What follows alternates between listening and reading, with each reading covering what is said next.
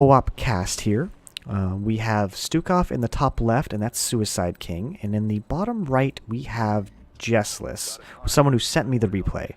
And this is going to be a little bit more of a coaching kind of deal, but he knows Abathur really well, but mostly he was just kind of wondering what the deal is with the train damage. And the first thing I usually say is Abathur has pretty weak train damage, but we'll go ahead and go into this. I'm just going to leave it on his viewpoint for a little while.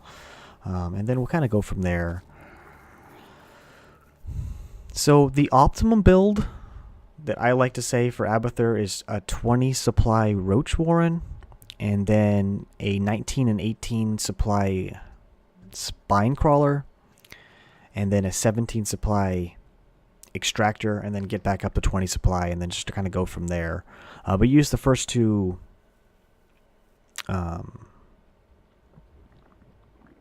the first one or whatever, Toxic Nest, you want to have a couple of them, or at least one of them at your rocks. But that's why he's sending over this Overlord, and that's immediately to get some vision, so you can drop a nest, so you can drop your two Spine Crawlers. And he's got all of that pretty much down. One of the things I've done for me is I always seem to find myself supply blocked, so I get a little over anxious sometimes with Overlords. But it's almost better to have extra Overlords than not as much. But like right now, again, it's pretty simple in the beginning. It looks like, okay, it looks like the Stukov partner is just going to be going for bunkers, and going for pretty early bunkers. Not to say that's a bad thing or a good thing. It's just a thing. Making sure you get that, yeah, all normal stuff in the beginning here. So one thing I do as well is I always have, once I finish up my second hatchery, I only need 2 for Abathur. You don't really need any more than that. I basically produce nothing but queens out of the second hatchery while I'm upgrading my first one to the lair, and then maybe getting Overlord speed. So this is all normal timings here.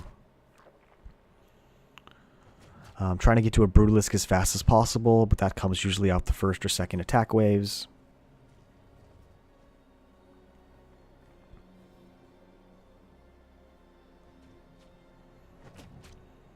All normal things. He's got a, yeah, see, good timings here. Gonna help out his partner after, or either probably before or after. Yeah, before.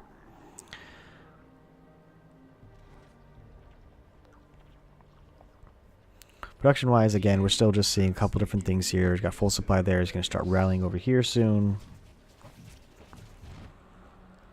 We do have a roach to pull things into the nest. That's good as well. Making sure his partner knows. These are all very good things.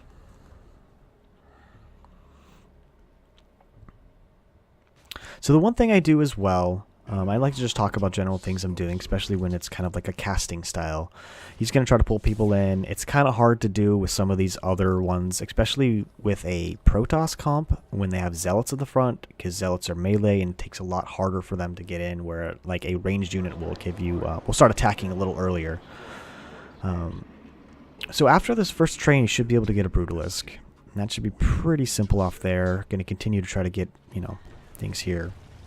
Bringing the Spine Crawlers down is a very good thing. You want to try to get this Roach to make a Brutalisk as fast as possible. Unfortunately, I mean, it's nice that the partner did this, but just he can't micro those units back because there's a steady stream of infested constantly pushing forward. So he's going to be missing out on some biomass here. So I like to say, like I said, I like to mass produce up to 8 queens out of my second hatchery. And then basically I'm teching up straight to lair so that I can get out my first 3 Brutalisk, and then as soon as I'm done with my first 3 Brutalisk, my first 3 Leviathans. I mean, you can see that there's tons of damage being done by those bunkers right now. I mean, that's doing a lot of work there. So usually I would go for a Spire first, and then get my first 3, but he's getting all of his tech at the same time, so that's not a horrible thing.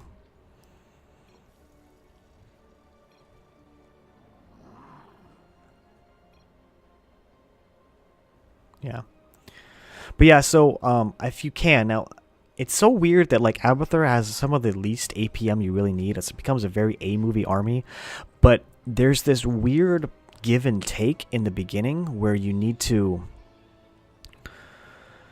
get your tech going, get your queens going, get all of these little small things going at the exact same time, that sometimes it's really easy to find yourself building up minerals, building up gas, building up all these things that once you've gotten to basically your first couple brutalisks, you don't really have to worry about from there at that point on. But there is this like slow give and take. So like I said, you know, if you want to, Leviathans are more powerful in a general sense than Brutalisk. Brutalists do a lot of really good swipe damage, but Leviathans just have higher survivability. You can go one Brutalisk into Leviathans and then go back to your Brutalisks, because if you're moving your queens along with your Brutalisk, they'll end up picking up biomass and eventually just turn into queens eventually. But you want to try to prioritize your ultimate evolutions as fast as possible.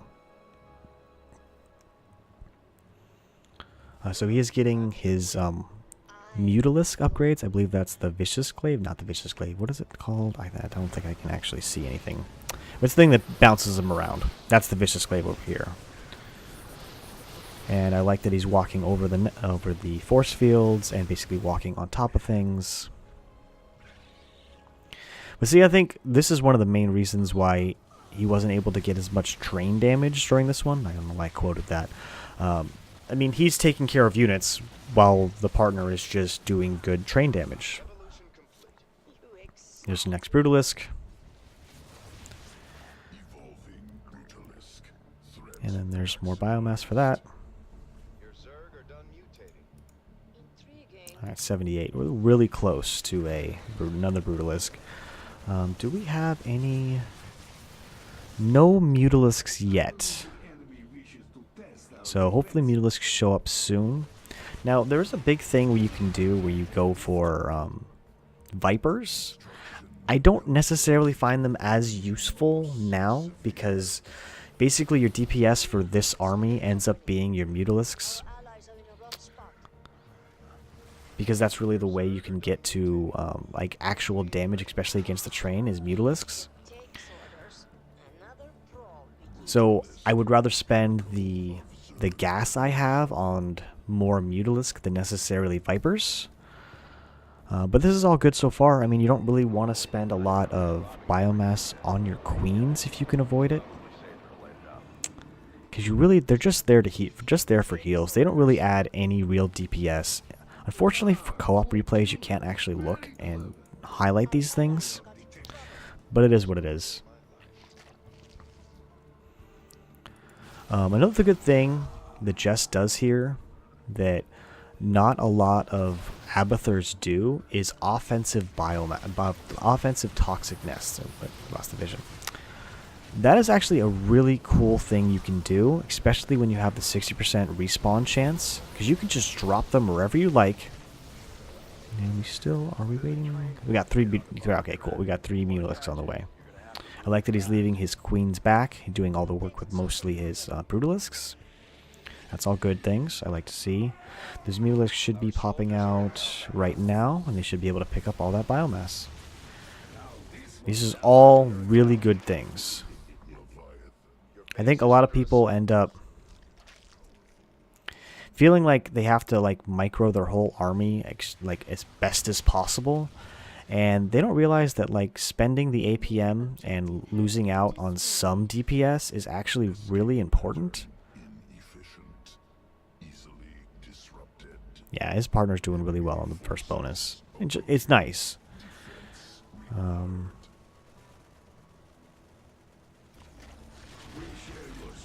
Really close to those last Leviathans.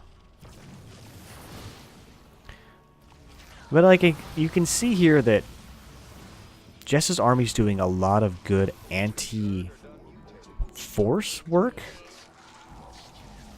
Not as much train damage. And I've said this before, and I'll say it again. Abathur, his army isn't necessarily about huge DPS. The real thing that Abathur's army does... Just went with the kill count, too. Huh. It's really an army-destroying thing. And a 6 around completely. Yeah.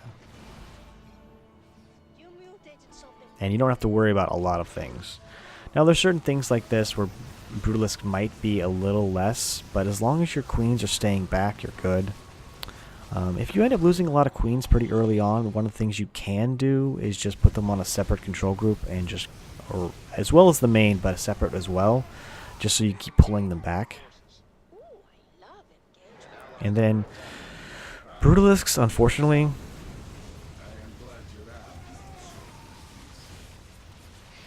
that's good. It must be a higher. Oh, that's weird. So one of the things that you'll end up finding out is that your Mutalisks don't really survive so long as they don't have some sort of... Yeah, he's got Vicious Glaive, good. So yeah, this is all like absolutely normal things that I would focus on. Now, the extra minerals here, that's where extra DPS for the trains can come in, where you can pull a lot of your drones, although it's perfectly set up here. You got 21 and 15. But you can pull drones and turn those into spine crawlers if you really want to add a lot of DPS. To the trains, at least. But all of your extra gas should basically be just going into Mutalisks and just trying to get as close to a max army as possible. There is this idea that you just keep all your new Mutalisks back until you can pick up biomass. But the problem with that sometimes is if you do a really into this like A-move style army, your queens will just pick up all the biomass and won't leave anything for your Mutalisks. But units, we got... Where are the queens? 8 queens, normal. 3 beautiful. This is like the perfect army. If you want, you could add some Vipers to the mix, but again, with the survivability of the Brutalisks, Leviathans, all that stuff, you don't really need to have them.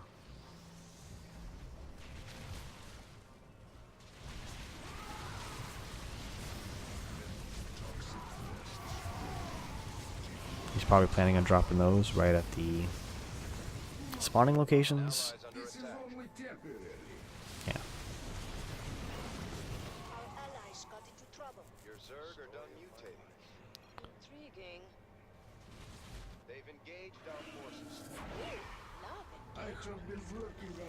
Yeah, but you can see you're still like attacking things that aren't the train, and the only things that are like really doing damage against the train. Okay, the meter's doing good damage against the train. It felt like mostly it was just queen damage. But this is, again, you see all that biomass there. You want to take your mutas and just pick up all that biomass. Everything you can with your mutas. Now, if you don't make more than 8 queens, you can just A-move your army over everything, and then just, like, eventually the mutas will pick up everything. Making guardians won't necessarily help. Exactly. It seems our foes intend to attack us directly.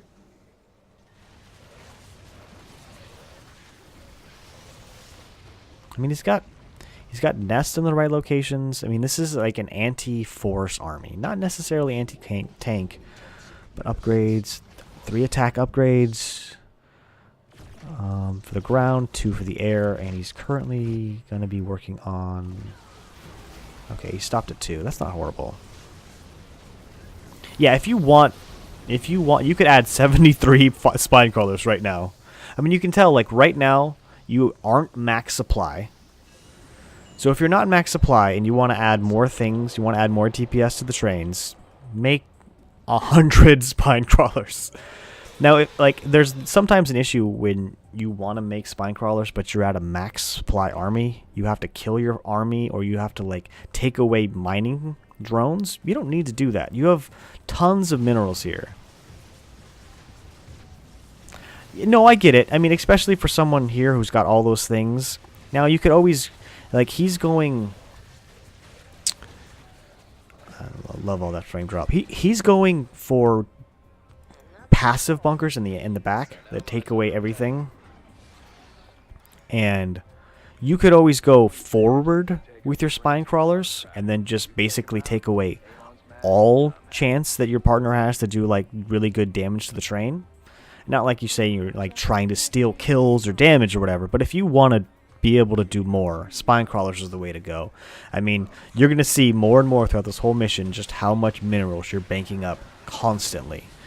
And, you know, I mean, you have... How much larva do you have right now?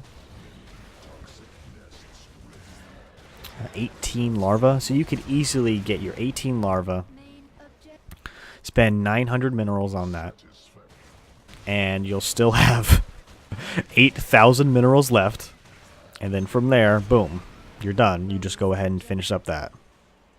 It's not actually over, though, but that's okay. One more train.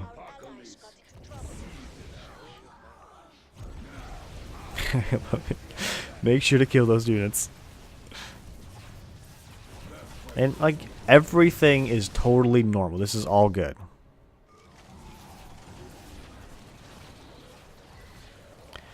And that's the thing, like, what else can you do, right? I mean, you don't want to, like, spend your entire time, like, you want to get that biomass.